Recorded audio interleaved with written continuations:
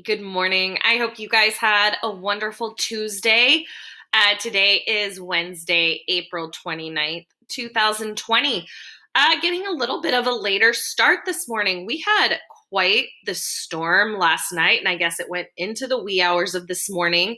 I'm not sure if you were hit in Fort Worth, but in Aledo, we got a lot of hail. There was a lot of lightning, just thunder. It was a pretty intense storm without a lot of damage, which was, that's always a good thing. With that said, I wanted to show you a really cool video that someone in Aledo was able to record. My husband and I, Mr. Masachi, we were sitting on the front porch watching the storm roll in last night, and you could see all of the lightning, and we saw some different things getting struck by lightning, but I didn't record it, and I was glad that someone else did. We've got a water tower in town that got struck by lightning last night. So let me play this video for you. It's pretty cool.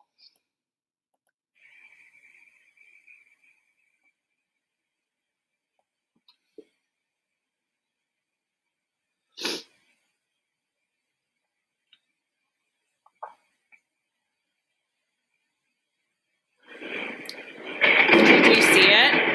And then down here you can see where it was struck. Wow. That was a water tower. It was something else. And you guys know I've shared with you that rainy, stormy weather is my favorite. I just think it's fascinating, and there's something soothing and calm about it to me, even when it does get loud. And it feeds into our prompt today.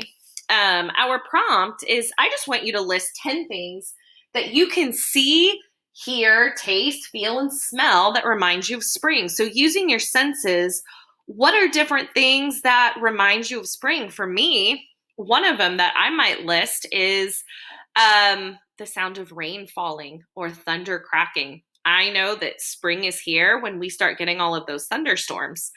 And then something else that reminds me of spring is when I hear frogs croaking.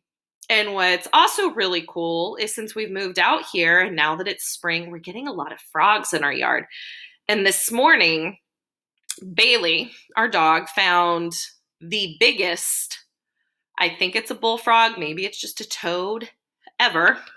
And AJ is currently playing with it now and trying to convince me that it needs to go into our home and be a pet, which is not happening. But if you can see right here, this frog is bigger than his hand.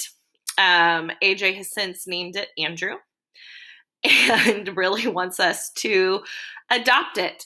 It's not going to be a new Masachi pet. It can stay outside. As I said, we get lots of frogs, but this has by far been the biggest one we have seen since we've moved here.